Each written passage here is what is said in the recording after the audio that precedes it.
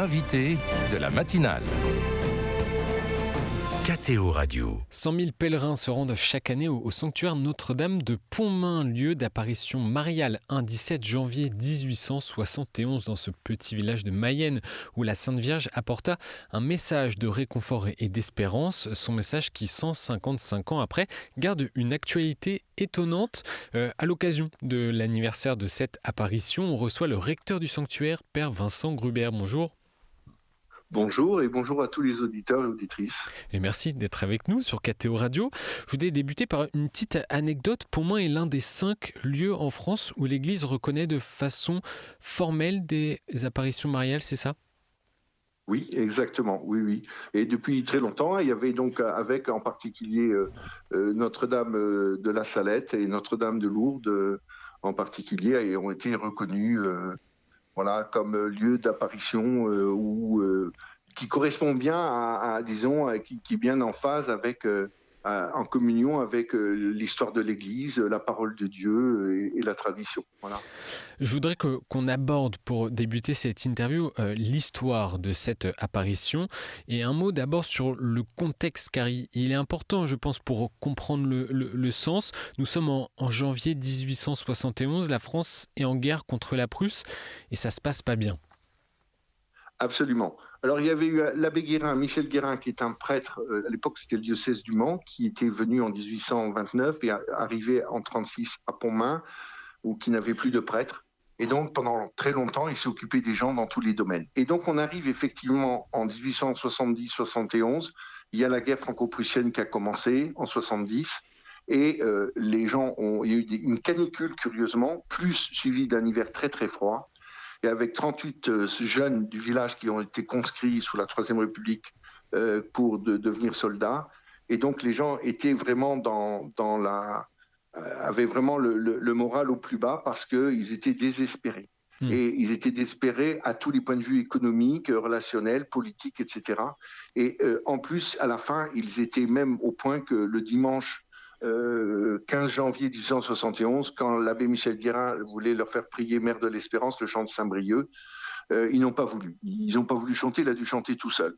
Et puis même après les vêpres, il y a un prêtre, il y a un monsieur, un paroissien, qui a dit, mais n'éclairez pas, il voulait éclairer les fameuses bougies de l'ovale de la Vierge dans l'église paroissiale. Il a dit, n'éclairez pas, monsieur le curé, ça sert à rien.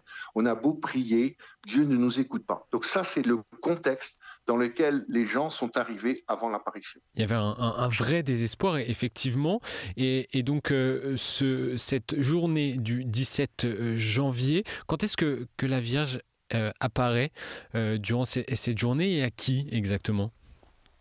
Voilà, donc on est chez la famille Barbedette, la maman Victoire, déjà veuve d'un premier mariage, César, son mari, deuxième mari, qui lui-même va mourir quelques mois après.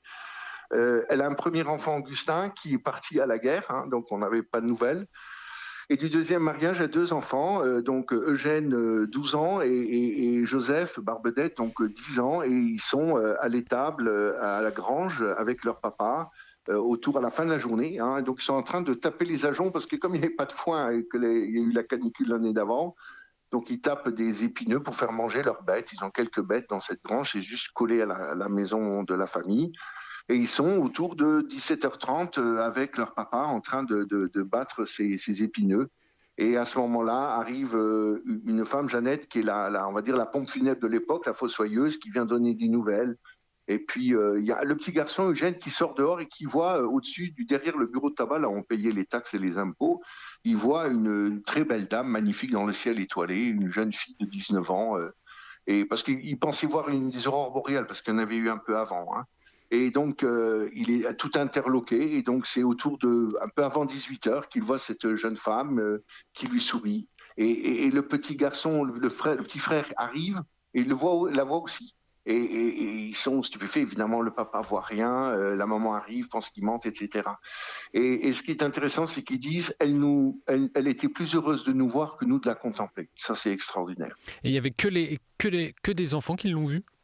Alors voilà, il n'y avait que ces 2 petits. Alors après, ils appellent les sœurs de l'école qui étaient venues faire une école en 1842, les sœurs de Rillet, de Fougères, du Christ Rédempteur. Elles ne voient rien, elles emmènent il y a 3 petites pensionnaires, il y en a 2 sur les 3 qui voient. toujours 12 ans, 10 ans.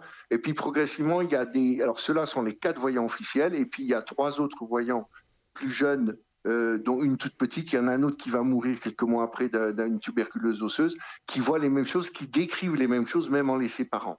Voilà, et ils voient au fur et à mesure des choses qui vont se passer par rapport à cette jeune belle dame, parce qu'ils vont d'abord souper, les 2 petits barbedettes. Elle va les attendre patiemment, et ils vont appeler le curé. Et puis on dit, monsieur le curé, il faut venir. Il semblerait que les enfants voient la Vierge. Il dit, la Vierge, mais vous me faites peur. Et quand il arrive, il ne la voit pas non plus. Mais il dit, moi je ne la vois pas, qu'est-ce que je veux lui dire? Mais plutôt prions. C'est là il commence le chapelet. Et c'est là où il y a une espèce de conversation invisible entre lui qui ne voit pas et la Vierge Marie et ce qui se passe. Et des gestes et des postures différentes de la Vierge Marie durant 3 heures, c'est ça? Voilà, c'est ça. Alors je vais essayer de vous la faire rapide. Donc il y a la première, elle sourit aux enfants et elle les attire quelque part dans cette relation d'amour et de valorisation des enfants qui la voient. Ensuite, quand le curé arrive, il y a une croix rouge qui arrive sur une petite croix rouge qui lui arrive sur sa robe. Alors, elle est habillée dans le code couleur, dans la charte graphique de l'église paroissiale. Tout ce qu'elle utilise, c'est à l'église paroissiale. Le bleu du plafond, les étoiles du plafond, l'ovale du cœur, les bobèches, les bougies, tout ça, c'est la charte graphique de l'abbé Guérin qui avait mis ça à l'église paroissiale il y a quelques années avant. Ensuite, donc, il prie le chapelet, elle grandit, elle a plein d'étoiles qui lui arrivent, l'ovale arrive, et puis il continue de prier le Magnificat, les litanies de la Vierge, l'Inviolata, et au fur et à mesure, il y a donc une banderole, et ça c'est très important, un message qui apparaît, avec, mais en plusieurs temps, et c'est les enfants qui épellent, puisque les autres ne voient rien, et ils épellent aux gens, mais priez mes enfants, Dieu vous exaucera, gros point d'or aussi gros qu'une lettre, que les lettres. Et puis un peu plus tard, mon fils se laisse toucher, souligné, pas de point, toujours ouvert. Donc là, on a une maîtresse d'école qui est en train de décrire au tableau et de donner sur cette banderole, de faire épeler un message qui est foi, espérance et charité. Mais priez mes enfants, vous n'avez pas voulu chanter, prier, machin, parce qu'après ils vont chanter Mère d'Espérance, mais priez mes enfants. Et puis la deuxième chose, c'est Dieu vous exaucera en peu de temps. La guerre va finir quelques jours après, tout le monde va rentrer sain et sauf. Mon fils se laisse toucher, c'est la charité, c'est les grâces, et c'est souligné comme à l'école, dans le cahier, on souligne. Voilà. C'est le message. Et ça, on est au milieu des phases. Et quand comprennent les habitants de Pontmain de ces apparitions à l'époque? Alors, ils sont entièrement dépendants des enfants qui sont leurs missionnaires. Mais si vous me permettez, je voudrais finir juste les 3 dernières phrases très rapidement pour qu'on puisse répondre à la question. Parce qu'après, le curé fait chanter un chant et la sœur Marie-Édouard fait chanter le chant qu'ils avaient refusé de chanter 2 jours avant. Ils venaient de voir le message. Et là, elle sourit et elle rit et elle joue des doigts. L'apparition joue des doigts pendant que les enfants chantent et dansent. Et puis après, à un moment donné, le curé dit, on va prier, on va demander pardon. Et là, elle est dans une tristesse immense et infinie, les enfants aussi. Et elle sort la grande croix rouge à 3 couleurs.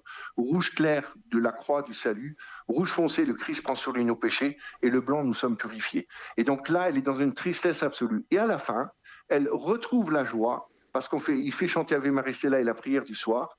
Et là, elle est de nouveau dans la joie, elle sourit aux enfants, et elle retrouve la position de départ. Et elle a 2 croix blanches, curieusement autour, c'est nous purifier dans le Christ parce qu'elle nous a montré par la croix et le message. Ces différentes postures qu'on peut d'ailleurs retrouver et observer au sanctuaire de Pontmain.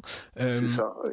On l'a dit, il y a 100 000 personnes qui sont venues l'an dernier. Alors 211 000 l'année dernière. 211 000 exactement, 2 fois plus.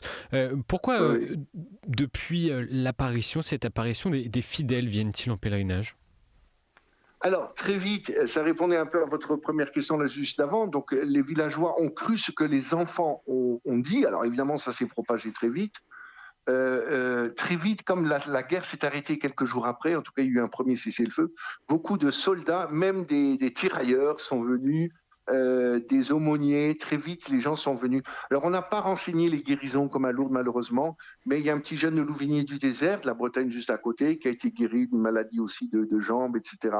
Il y a eu quelques guérisons, mais c'est pas ça l'essentiel. Les gens viennent très vite prier, beaucoup de conversions, et beaucoup comme l'avait fait l'abbé Guérin qui va mourir une année après l'apparition, beaucoup de grâce spirituelle et de fréquentation et de réconciliation se passent dans la suite. Ça comme une traînée de poudre. L'année suivante, il y a déjà près de 40 000 personnes qui passent le jour du 17. Donc c'est énorme, c'est énormissime. Pourtant, on est à la fin du 19e. Et aujourd'hui, il y a toutes les nationalités, on retrouve toutes les nationalités à... 70 nationalités dans ce petit village du bout des Pays de la Loire, mais aux 3 frontières de la Normandie et de la Bretagne des Pays de la Loire. Et les plus de 10 000 étrangers qui viennent, à cause du Mont-Saint-Michel, Paris-Mont-Saint-Michel, sont les Coréens, ensuite les Libanais, les Polonais, les Américains des États-Unis, Indonésiens, Philippins. C'est très curieux parce qu'on est vraiment... On n'est même pas Lourdes, et encore moins Notre-Dame de Paris ou à la rue du Bac. Et cette année, vous avez choisi de mettre en avant le thème de la paix, Notre-Dame de Pontmain, reine de la paix pour Marie, reine de la paix, c'est ça. 155e anniversaire. Expliquez-nous pourquoi ce thème.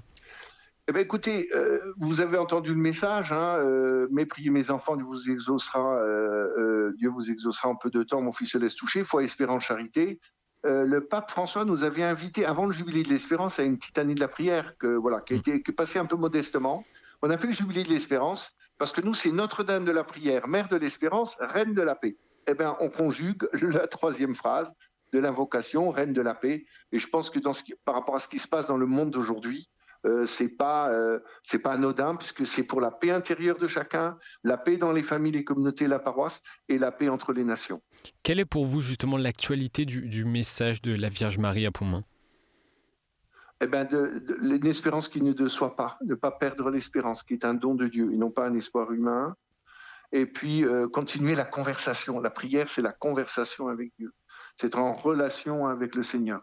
Et ça, je crois que l'actualité aujourd'hui, c'est qu'il y a des tas de gens qui viennent poser leurs valises, leurs soucis. On arrive seul, on repart avec toute une église. On n'est jamais seul. Et je dis toujours, les gens viennent demander quelque chose au Seigneur et à Marie, puisque mon fils se laisse toucher, je dis toujours, la mère et le fils habitent à la même adresse. Ça, c'est très clair, et on le voit ici. Elle nous conduit à Jésus inexorablement, et ça, c'est fantastique. Eh bien, j'ai dit aux gens, demandez aussi au Seigneur et à Marie, qu'est-ce qu'elle vous demande d'être pour la suite. Quand vous allez repartir de ce pèlerinage, de votre démarche, qu'est-ce que le Seigneur vous envoie faire quoi? Vous aussi, vous avez votre chemin, parce que le Seigneur vous aime et il vous demande de faire votre part. Et un dernier mot, Père Vincent Grobert, pour conclure cette interview. Le Sanctuaire organise un programme spécial à la date anniversaire de cette apparition, programme spécial qui a débuté déjà depuis dimanche dernier. Quelle est la particularité de cette année, en un mot ?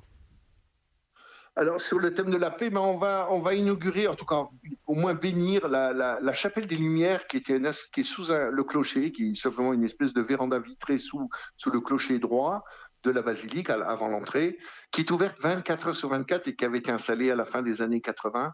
On va la dédier à Marie, reine de la paix. Et les gens vont pouvoir, 24 heures sur 24, y mettre des bougies, des intentions, des prières, venir y prier. Ça, on va dire, c'est le côté un peu phare de Marie, reine de la paix. Mais aussi, on a toujours cette veillée mariale ce soir, qui est un grand moment pour les gens. Aussi, on va prier à la colonne à midi, à la fin de la messe, puisqu'on a une colonne où il y a l'apparition, les enfants décrivent là l'apparition, sur la grande esplanade du sanctuaire. Et puis bien sûr, n'importe qui, tous les pèlerins peuvent se rendre au sanctuaire de Pontmain, donc en Mayenne. Merci. Et suivre en vidéo et suivre en direct aussi, s'ils veulent, tous les offices sur la chaîne YouTube du sanctuaire de Pontmain.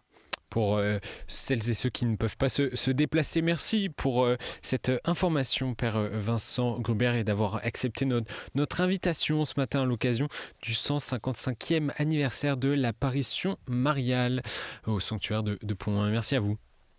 Avec joie.